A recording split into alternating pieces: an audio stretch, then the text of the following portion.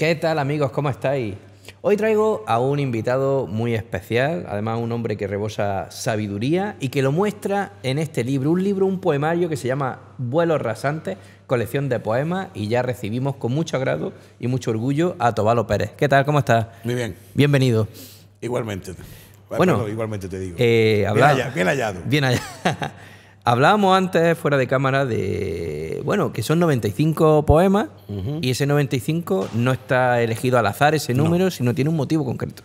El motivo concreto es que tengo una hija que se llama Cristina, que ha sido la que me ha transcrito, la que me ha pasado de manuscrito al sistema. Porque tú escribías... Yo siempre escribo a mano. Siempre.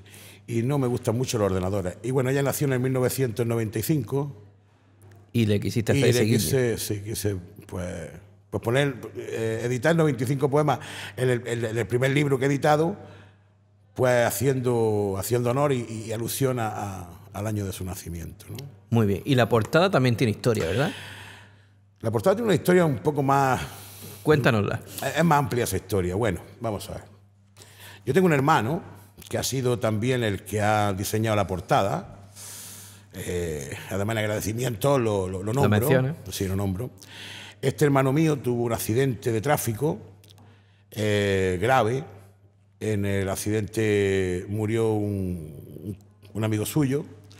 Él entró en coma, en un coma profundo. De hecho, esa noche las esperanzas que nos dieron fueron nulas.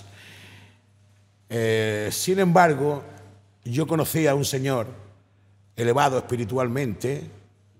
Yo no tenía esa elevación en aquel momento, y fui a verlo destrozado. Claro. A otra mañana, porque este accidente ocurrió a las 9:30 de la noche de un domingo, y bueno, pues pasó toda la noche.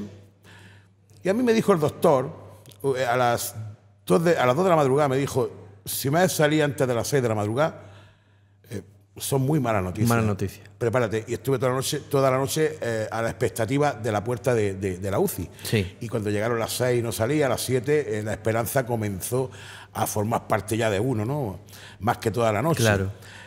Fui por la mañana a ver a este señor y me dijo que, destrozado como iba, no le iba a servir yo a él, porque ya estaba mayor y le faltaba energía para salir, buscar a mi hermano, traerlo de vuelta, y podría suceder que él no pudiera volver por falta de anclaje aquí. Sí. Entonces me dijo que tenía que ir a ducharme, ponerme bien, ponerme fuerte mentalmente, y que devolviese a él, que me iba a dar unas directrices. Lo hice así, me dio las directrices, como te puedes imaginar, las cumplí al dedillo, hombre, claro, a rajatabla. claro. Porque dependía... Hombre, claro, ya te agarraba a un clavo ardiendo por ahí. Sí, pero ya verás, Alberto, en los monitores yo veía el que marca la actividad mental, estaba muy pequeñito, apenas tenía claro. Actividad mental física, quiero decir. Sí. Física es lo que conocemos como físico. Comúnmente. Yo veía que era muy pequeñita, y conforme iban pasando los días y yo iba cumpliendo lo que aquel señor me había dicho, la actividad mental crecía, su color iba volviendo, yo notaba que su vida iba entrando. Y despertó a los 6 días. A los 6 días. Despertó, y cuando lo primero que me dijo, que además había estado intubado, como es lógico, sí. y hablaba ronco, pero lo primero que me dijo fue: te está escuchando todo el rato. Se me ponen los pelos de punta.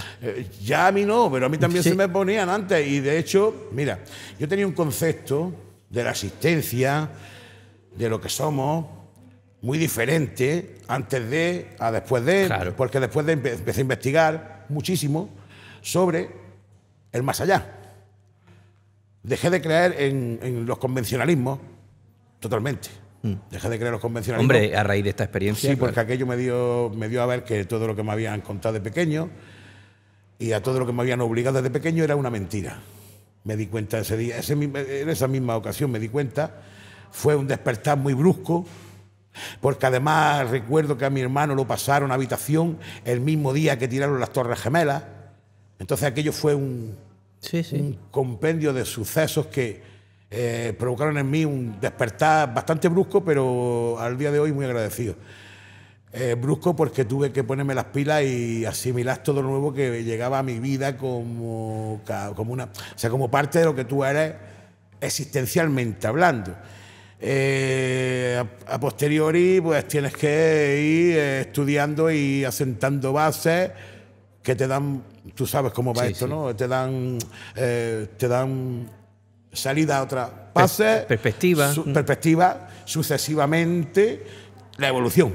En definitiva, entonces empecé a investigar sobre la gente que había entrado en coma y a comparar opiniones. Para hacerlo, conocí a Eber Alexander, que es un doctor norteamericano, neurocirujano muy reputado que daba conferencias a otros neurocirujanos de todo el mundo. Sí. Bueno, este señor, lo mejor que hay para conocerlo bien es su libro, que es La prueba del cielo, de Eber Alexander. Luego también Raymond Moody hizo muchísimas entrevistas a gente de experiencia cercana a la muerte. Sí. Y también yo, cada persona que me enteraba que había entrado en coma, yo ¿Te interesabas la buscaba y igual. Le preguntaba, y al principio todos se muestran muy reacios, todos, porque piensan que los va a tomar por locos. Claro. Porque claro, no tiene nada que ver el mundo espiritual. No, y que estas cosas, depende con quién hables, pues te puede decir que estás chalado o creerte. Cada vez menos. Hombre. Cada vez menos. Afortunadamente el planeta se está abriendo ya a lo que verdaderamente somos. Creo que vamos dejando una era de ambigüedad y detrás, se va quedando un poco detrás. Bueno, eso tendrá un motivo de ser, algún día lo descubriremos, supongo. Ahora mismo estamos en esta fase, y estamos en este día y estamos en este nivel. O sea, mañana seremos algo más. Siempre un poquito más. Entonces, bueno, he ido descubriendo muchos paralelismos. Hay mucha gente que te cuenta lo mismo. A lo mejor cambian los elementos. Sí, pero la esencia es la misma, ¿no? Sí, la esencia es la misma. Depende de la creencia que tenga. Sí, quizá difiere un poco. Sí. ¿Y la portada, entonces? Eso es, que me he ido y... Vale, la portada, mira, a mí este señor me dijo que tenía que concentrarme. Y si lograba concentrarme en una habitación oscura, hacer unas respiraciones, en fin, lo que se llama meditar. Sí. Y que mediante la meditación yo tendría que conectar con mi hermano, porque me dijo que... Bueno, yo sé que esto es público, pero me da igual, lo voy a decir como tal y como me lo dijo. Me dijo que mi hermano, el único anclaje verdadero que tenía aquí, era yo. Que los demás no le llamaban. No le importaba, ¿no? Y que estaba planteándose si no volver. Si continúa. Entonces me dijo que yo tenía que agarrarme a él fuerte ahí, que lo llamara, que si no, no había nada que hacer. Así me lo dijo y así lo hice.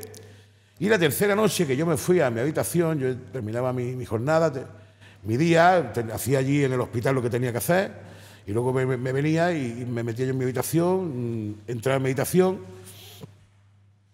y yo notaba bastante la conexión, la notaba mucho, y una de las noches, de pronto, me apareció esto, que hay eso mismo, pero con movimiento. Eso cuando tú lo ves en tu mente, cuando llegas ahí,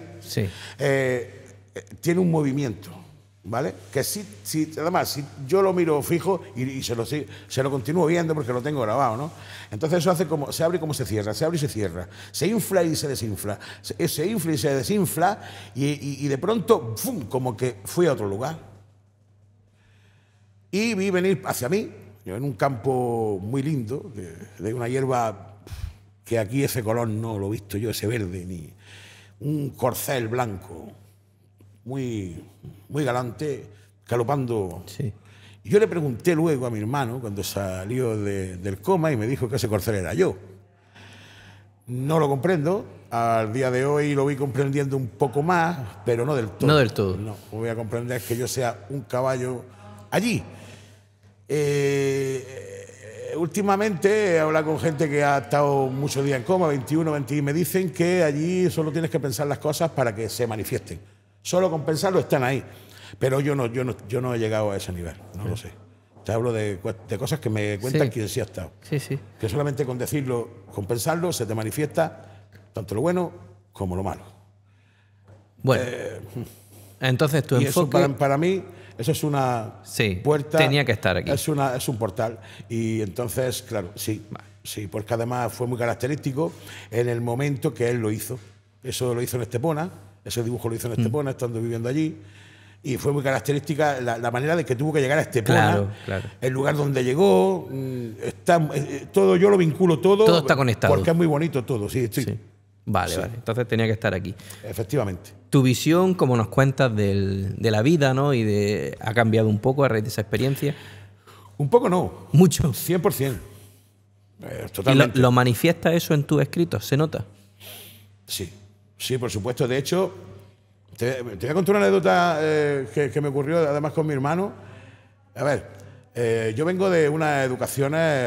yo tengo 53 años ya. Nací en el 71, como pone bien en la biografía. Sí, efectivamente. Y claro, yo tengo varias etapas de lo que este país vivía. Y yo vengo de un pueblo pequeñito de Ejido, y teníamos un claustro de profesores que, muy a mi pesar, tengo que decir que de profesores tenían poco.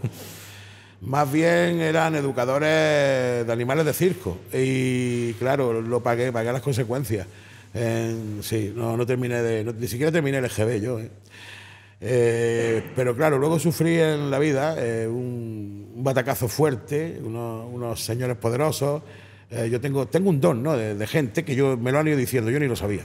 Pero bueno, lo tengo, y ahora ya sí lo reconozco. Y ese don de gente hacía que yo tuviera negocios y me fuesen bien los negocios simplemente por ese don, y yo ni me enteraba. Y tenía 20 y pocos años, era un ingenuo total, pero yo montaba negocios, los cogía arruinados pero en poco tiempo a mí se me levantaban. Pero era algo que yo ni natural, sabía, una cosa... Ni me enteraba por qué me estaba pasando. Los que se enteraban por qué me estaba pasando, ¿qué pensaron ellos? Y además me alegro mucho de tener la oportunidad de poder decirlo en público, ¿no? Me alegro mucho porque la estaba esperando durante todos estos años, la está esperando. No voy a nombrar a nadie, pero ellos ya cuando vean esto van a saber quién, se dan por aludidos. Van a saber quién son. Esos señores que sí sabían lo que yo estaba haciendo, yo creo que llegaron a la conclusión de que si yo era consciente algún día de lo que estaba haciendo, sus negocios no iban a ir como iban en aquel momento. Y era tiempo todavía de quitarme de la circulación. Y lo hicieron muy bien hecho. ¿Por qué? Pues porque yo no sabía, me empezaron a suceder una serie de cosas nuevas que no sabía por qué me estaban ocurriendo, y esas cosas fueron las que me llevaron a que yo mismo cayera. Económicamente, anímicamente, caí en un mes. Y en un mes lo perdí todo. ¿Sí? Materialmente hablando, lo perdí todo. Entonces me fui a Tenerife yo solo, a ver por qué había caído. Necesitaba quitarme todo lo que había sido en mi vida. Sí. Y Tenerife yo no había estado nunca, y me fui 20 días allí. Y recapitulé toda mi vida y me di cuenta que la ingenuidad de no tener una preparación cultural hace mucho daño. Y me percaté de que me habían tirado porque no tenía la suficiente preparación cultural. Y entonces me dije, bueno, pero eso tiene una solución. Pues yo estudio y me pongo al nivel de ellos, o incluso los puedo superar, porque esto, yo creo que una vez que empiece ya no tendrá fin, ¿no? Y de hecho, pues eso fue lo que hice, autodidácticamente. Empecé autodidácticamente, pero de pronto, ¿sabes? La ley de la atracción, ¿no? Empiezan a aparecer profesores en mi vida, sin yo buscarlos. Empiezan a ver mis escritos primeros. Mis escritos primeros, me acuerdo que me daban opiniones, no sé por dónde andarán, ¿sabes? Por ahí por los archivos los tendré, pero, ¿sabes? Y sí que me decían, esto suena a siguirilla. Claro, me gusta el flamenco, conozco el flamenco. Esto suena a soleá. qué bonito esto que ha hecho aquí de la luna. Y yo decía, joder, ¿le está gustando esto? Pues yo lo hacía sin, sin ninguna pretensión. Lo hacía por desahogarme, porque necesitaba hablar lo que no podía hablar con nadie, ¿no? Que muchas veces la escritura es eso, ¿no? Refugiarte La en... escritura es una forma de hablar lo que no hablas con nadie. Lo que no puedes hablar con nadie porque todos tenemos una intimidad muy... Todo eso, todo el mundo sabe, que no le contamos a nadie. Y yo he utilizado la escritura para... Sí, para desahogarte o para... Y bueno, a mí la escritura me ha... Si te dijera de lo que a mí me ha salvado la escritura, me ha salvado de muchísimas cosas negativas. Pues eso hay que contarlo. Sí, la literatura a mí me ha salvado de la locura, en principio, porque crecí en un pueblo donde había mucha enfermedad psíquica. La había porque se suscitó a propósito, no es que la gente se volvió loca por una ciencia infusa, ¿no? No, eso ya se sabe cómo se hizo. No quiero entrar yo en esa materia, sí, vale. no quiero entrar, pero se sabe. Y la gente se quedó muy troquelada, muy troquelada. Entonces un niño que nace en un sitio, en un campo donde hay un corral y donde el niño está en mitad de los animales, si se escapa un palo, lo mismo se escapa para la cabra que se escapa para el niño. Entonces ahí, claro, ¿por qué también? Pues porque la psicología, ¿no? Que tiene la gente del campo en aquel tiempo, si sabes leer, si sabes escribir, hartos de pasarlo muy mal, muchas fatigas, y más todavía. Pues claro, la educación que ellos entendían era esa. Y de ahí vengo, y de ahí salgo, de esa manera de no entender por qué a mí nadie me contestaba cuando preguntaba, ¿y esas nubes qué? ¿Y eso por qué está ahí? Tú, nene, guardas cabras. Pero yo guardo las cabras, pero eso que hacéis, ¿eso por qué? Y otra serie de cosas que en la infancia yo recuerdo que veía que nadie sabía darme una explicación. Hasta que una profesora, que tengo contacto con ella al día de hoy, le llamamos a doña Antoñita, porque había que poner el don y el doña adelante. Siempre. Hoy le digo Antoñita, es una buena amiga mía, y ella fue la que se dio cuenta y le dijo a mi madre que que yo hacía unas preguntas que no eran las preguntas... Que no eran las típicas de los otros niños. Claro. Que deberían de buscarme una forma de aprender o algo más, no sé, tal vez por eso, que encontrara respuesta a las preguntas. Y mi madre se asustó. ¿Qué niño he tenido yo aquí? Y mi madre lo que hizo fue darme más trabajo. Lo contrario, ¿no? Claro, más trabajo al campo, más trabajo, entonces así se olvida de las tonterías que las estrellas y por qué están ahí las estrellas y por qué. Pero eso lo llevas dentro. Es decir, te digo todo esto porque el escritor nace, no se hace. Se perfecciona, pero la vocación la trae de nacimiento. ¿Y el por qué? Porque si no fuera por los escritores, mira, la anécdota y los ejemplos yo creo que es la manera más directa, ¿no? La más directa y la mejor para que la gente o las personas entiendan lo que uno quiere decir, ¿no? O lo que cada cual quiera decir. Con ejemplos se aprende más rápido, ¿no? Entonces, una amiga pintora de Málaga, Sabinilla, recién salía de su carrera, hizo una exposición en Granada y yo fui a verla, me gustó mucho, tiene un estilo muy curioso, sobre todo los azules que hace me gustan, y vi esa exposición y ya se paró, como si yo hago esto y me paro, por ejemplo, ahí está. Y a los 2 años, cuando a los 2 años la vi y la volví a ver, y le pregunté, ¿y no has pintado más nada y no has hecho más exposiciones? ¿Pintar para qué?, me preguntó. ¿Pintar para qué? Digo, mira, te voy a hacer una pregunta. Ella se llama Susana. Digo, si todos los autores y todos los pintores que has conocido en la universidad del siglo XV, XIII, XII, todos los que has conocido, si hubieran pensado como tú hubieras tenido referentes. Hombre, visto desde esa perspectiva, digo, ¿y desde qué perspectiva hay que mirar el arte? Si no es desde esa. A mí me da igual si esto me va a dar más economía o menos. Yo quiero tener economía para poder dejar aquí mi huella. Tu legado. Para comer ya me busco yo la vida. Como si... ¿Qué tengo que ir a alambrar? Voy y alambro. Si tengo que volver a guardar cabras, yo vuelvo a guardar cabras para subsistir. El legado literario, sí quiero dejarlo. ¿Con qué intención? Pues estoy viendo que este libro, las personas que ya lo han leído, ¿Qué te dicen? y me dicen lo que está provocando, pues sobre todo las mujeres, ¿vale? Y es que es verdad, las mujeres me están dando más opiniones que los hombres que lo han leído. Y bueno, te digo frases literalmente, Venga. puro amor. Lo han tratado de puro amor. Me dijo un señor un día, dice, tu libro muy fácil de leer, pero algo complicado de llegar a... Digo, ya, lo he hecho con esa intención. En definitiva y concluyendo, lo que yo capto es que la intención que yo llevaba se está... ¿La has conseguido? Sí, sí, se está empezando... Porque la intención de ese libro es que la persona... mover lo que está estancado. Mover el agua estancada. La intención de ese libro es mover el agua estancada. Y ya cada cual, como cada cual tiene su camino, Claro. pero una vez que hayan movido las aguas, lo demás irá viniendo. Entonces esa es la intención de ese libro. Y la diversidad de temas... Claro, también porque es por hace un eso. recorrido por muchas temáticas, ¿no? Sí, yo creo que me ha faltado del mundo pocas cosas ahí, aunque sean pocos poemas. Sí. Son 95 y algunos son cortitos, pero claro, es que él no hace, yo creo, no creo que le haga falta más nada, ¿no?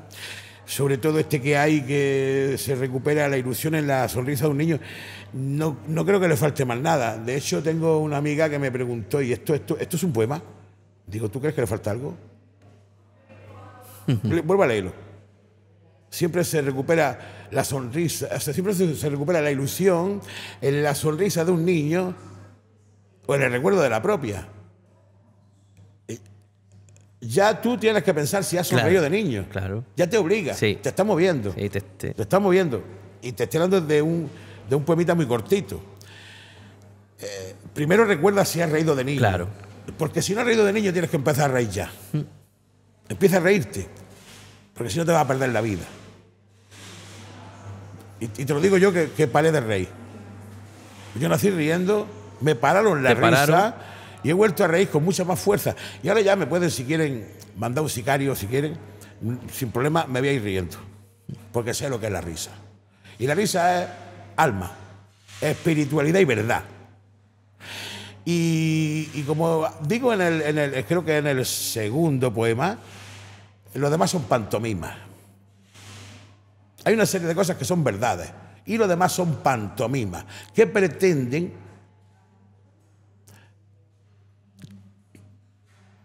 oscurecer la verdad. Eso lo he descubierto ya y todo viene a raíz de a raíz de ese día, de esa anécdota, de cambiarme la perspectiva. No hay más que por bien no venga. Claro. Y mira, aquí estás con este libro y sonriendo. Sí. Y sonriendo. Además, tú también sonríes muy bien, ¿eh? Te tengo observado Muchas gracias. Te tengo observado en todas estas historias que hacéis, estos podcasts o como la llamáis, y tiene una sonrisa bastante... Muchas gracias. Halagüeña. Muchas gracias. Sí. Pues, Tobalo, que no hemos quedado sin tiempo. Ha sido un placer tenerte aquí, hemos disfrutado mucho de esta charla. Y un placer poder contaros todo lo que he La contado. gente seguro que va a tomar buena nota de tu libro y sobre todo de tu filosofía de vida, que a mí me ha gustado mucho. Muchísimas gracias. Un placer. Igualmente.